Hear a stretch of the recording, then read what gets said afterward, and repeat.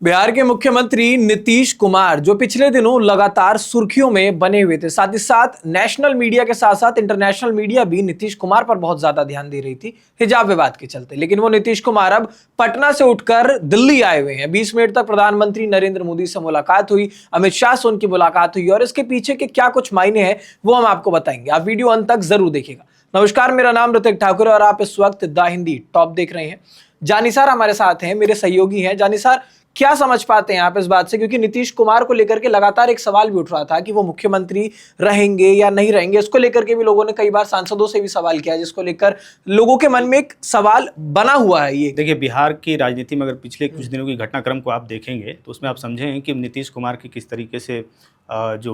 हिजाब को लेकर के मामला हो रहा था और तमाम चीज़ें हैं जो उस पर सवाल उठने लगे थे कि क्या नीतीश कुमार एक बार फिर महागठबंधन की ओर जाएंगे, या इस तरीके से सवाल जब उनसे मीडिया के लोग पूछ रहे थे। हालांकि उनके सांसद एनडीए के सांसदों के द्वारा पूछा जा रहा था, तो एनडीए के सांसद साफ तौर पर कह रहे थे कि ऐसा कुछ भी नहीं होने वाला है, नीतीश कुमार अभी कहीं नहीं जाने वाले हैं। और तमाम तरीके के नीतीश कुमार को लेकर के जिस तरीके से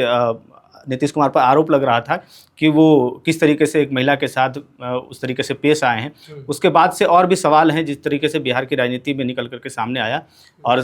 कई सांसद, आप उपेंद्र कुशवाहा की बात कर लें, चिराग पासवान की बात कर लें, शांभवी चौधरी की बात कर लें, तो इन तमाम सांसदों, एनडीए के जो सांसद हैं, उनसे पूछा गया क्या नीतीश कुमार एक बार फिर पलट सकते हैं या महागठबंधन की तरफ ऐसी खबरें आ रही हैं कि जा सकते हैं, तो उन्होंने साफ तौर पर इनकार करा कि ऐसा कुछ नहीं होने वाला है। ठीक है, क्योंकि सांसद तो लगातार बोल रहे हैं, वो समर्थन में है तो उनकी एक मजबूरी हो जाती है। क्योंकि नीतीश कुमार की अगर पुरानी छवि देखें तो लोग बार बार बोलते हैं, हमने तो बिहार चुनाव पूरा कवर किया था तो उसमें एक टैग लग गया उनके ऊपर, पलटी मारने का या फिर जो भी चीजें। लेकिन सबसे बड़ा सवाल अभी ये है कि ये घटनाक्रम निकल करके सामने आया है और भी बिहार की राजनीति में देखें और भी कई घटनाक्रम है, जैसे सम्राट चौधरी का प्रोग्राम कैंसिल होना,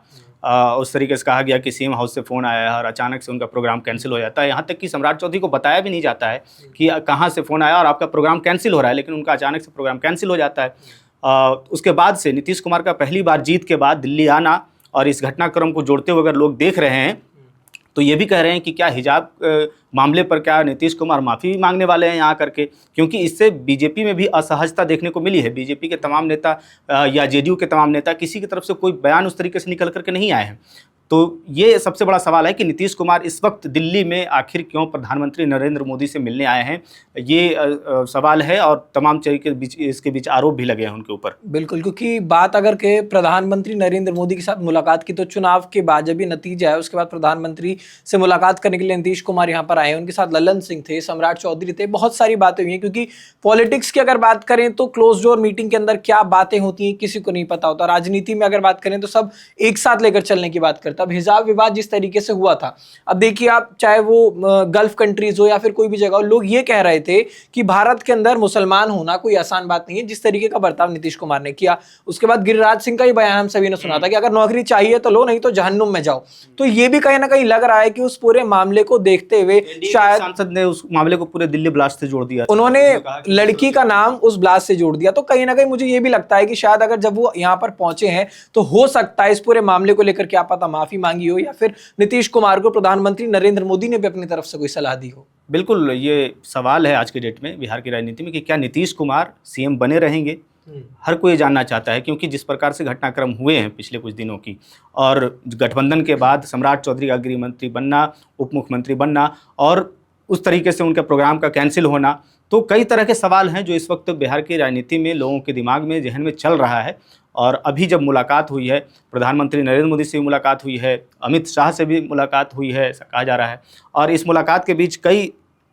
सवाल हैं, कैबिनेट को लेकर के सवाल है, राज्यसभा विधान परिषद को लेकर के चुनाव है, उसको लेकर के है, 2026 को लेकर के कहीं ना कहीं ये समझ भी आ रहा है कि 2026 में जो चीजें होने वाली हैं, जो इवेंट्स होने वाले हैं एक तरीके से, क्योंकि अब इलेक्शन जो है वो इवेंट के तौर पर ही काम करता है, तो उसको लेकर भी देखा जा रहा है। क्योंकि राज्यसभा चुनाव की हम बात कर रहे हैं, उसमें कई सारे नाम आ रहे हैं जा रहे हैं। नितिन नवीन की अब एंट्री वहां पर होने वाली है। उपेंद्र कुशवाहा का लोग कह रहे हैं लगभग हो सकता है कि पत्ता कट जाए। उसके बाद बातें ऐसी हो रही क्योंकि पद जो है अब एक्सपेंशन हो रहा है, मिनिस्ट्री में एक्सपेंशन हो रहा है, तो शायद ये भी लोगों को कयास है कि नीतीश कुमार जब यहाँ पर आए हैं तो वो अपने बेटे निशांत कुमार की एंट्री कराने को लेकर के भी शायद हो सकता है यहाँ बात हो, जैसा कि अभी आपने बताया भी सम्राट चौधरी। पिछले दिनों हमने ये देखा था कि संजय सिंह ने निशांत कुमार के साथ ही वो मौजूद थे एयरपोर्ट पर, और उन्होंने कहा था कि निशांत ही तय करेंगे कि उन्हें राजनीति में आना है नहीं है। तो उस वक्त भी ये सवाल उठ रहा था, क्या नीतीश कुमार अब सहमत हो गए हैं निशांत की उन्हें को लाने के राजनीति, लिए हाँ, तो ये सवाल हैं, इस पर भी चर्चा हो सकती है। क्योंकि उपेंद्र कुशवाहा ने जिस तरीके से अपने बेटे को वहां पर मंत्री पद दिलाया, तो कहीं ना कहीं ये नीतीश कुमार के भी दिमाग में अब आ रहा होगा कि जब ऐसी बात है, क्योंकि लोग बार बार कहते हैं कि जेडीयू के अंदर नीतीश कुमार के बाद कोई चेहरा लोगों को दिखता नहीं है जो उस तरीके से पार्टी को लेकर के चले, और अगर बात करें कोई उत्तराधिकारी उनको दिखता नहीं, तो शायद ये माना जा सकता है कि वो उनकी एंट्री पर भी बात हो सकती है। अब नीतीश कुमार के मुख्यमंत्री पद की हम बात भी कर रहे थे कि वो मुख्यमंत्री रहेंगे या नहीं रहेंगे, या फिर हो सकता है उनका कोई सब्सटीट्यूट हो। तो एक बयान सभी को याद होगा, मैं चुनाव जब कवर कर रहा था तो अमित शाह का एक बयान था सम्राट चौधरी के लिए, जब वो तारापुर पहुंचे थे अमित शाह, तो तारापुर में वो चुनाव के दौरान उन्होंने एक चीज जरूर बोली थी कि आप सम्राट चौधरी को जिताइए, हम इन्हें बिहार में बहुत बड़ा आदमी बनाने वाले हैं। और ये बयान जो है ना, ये कहीं ना कहीं बहुत सारी बातें जो है वो खोलता भी और इशारे करता कहीं ना कहीं, क्योंकि अभी स्टार्टिंग है, बिहार में चुनाव के नतीजे आए हैं, धीरे धीरे हो सकता है एक भूमिका बांधी जाएगी, कुछ ना कुछ अंदर ऐसी चीजें होंगी, शायद तब नीतीश कुमार के साथ मान मनोबल हो अगर किसी को आगे लाने की बात है। तो ये भी सारी चीजें जो है वो उससे जोड़कर हम देख सकते हैं, जो आज यहाँ पर मुलाकात हुई है, सारी बातें कहीं ना कहीं हुई तो जरूर होंगी, थोड़ी बहुत बातें बिल्कुल हो सकती है, क्योंकि जैसा कि हम लोग बात कर रहे हैं और नीतीश कुमार की जो निकल करके सामने आई हैं वो चीज़ें, हिजाब वाला हो, राष्ट्रगान वाला हो, विधानसभा वाला हो, तमाम चीज़ें हैं जो निकल कर पिछले कुछ दिनों से आ रही हैं। तो ऐसे में क्या बीजेपी अब चिंता में है कि क्या उसे सीएम चेंज ही कर देना चाहिए? ये बड़ा सवाल है कि बीजेपी क्या चिंता में है, क्योंकि मानसिकता पर बहुत सवाल ना विपक्ष उठाने लग गया है बार बार। एक चीज जो है कि वो मानसिक रूप से स्वस्थ नहीं है, मानसिक रूप से स्वस्थ नहीं है, और इस हिजाब कांड के बाद सोने पर सुहागा विपक्ष के लिए हो गया, क्योंकि वो क्लियर कह चुके हैं, इतना तंज था उनकी बात में विपक्ष में, क्योंकि आरजेडी तो एकदम उतर जाती है उस बात पर जब कोई बयान मिलता है। तो आरजेडी ने सीधा बोला हंसते हुए कि जी हमें तो पता है ये मानसिक रूप से स्वस्थ नहीं है, इसीलिए सारी हरकतें कर रहे हैं। और सम्राट चौधरी जो पीछे खड़े थे, हमने उनका भी गेस्चर देखा, वो खुद चौंक गए थे कि नीतीश कुमार क्या कर रहे हैं ये। तो ये सारी चीजें कहीं ना कहीं सवाल खड़े भी करती है और नीतीश कुमार की मानसिकता पर भी सवाल खड़े करती है, जो शायद बीजेपी लग रहा है डिफेंडिंग मोड में आ रही है। हाँ, थोड़ा असहज महसूस कर रहे हैं लोग, बीजेपी या कह लें सहयोगी पार्टी जो है उनके। लेकिन अब ये सवाल है कि क्या महागठबंधन में नीतीश कुमार की वापसी होगी? ऐसा क्या है, सचमुच में है, या फिर सिर्फ हवा बन रहा है एक बार फिर महागठबंधन की तरफ नीतीश कुमार आने वाले हैं? पर मुझे नहीं लगता कि ऐसा कुछ होने वाला है, क्योंकि संख्या जो आप देख रहे हैं उससे नहीं होता है कि नीतीश कुमार उस तरीके से भरोसा करके एक बार फिर से महागठबंधन की तरफ आने वाले हैं। तो वैसे में सवाल कई सारे हैं, आज मुलाकात हुई और धीरे धीरे करके जो चीजें हैं वो भी साफ होंगी और पता लगेगा कि आखिरकार आज जो ये मीटिंग हुई है इसको लेकर अब इसका बिहार पे कितना इम्पैक्ट पड़ता है, बिहार में कितनी बातें,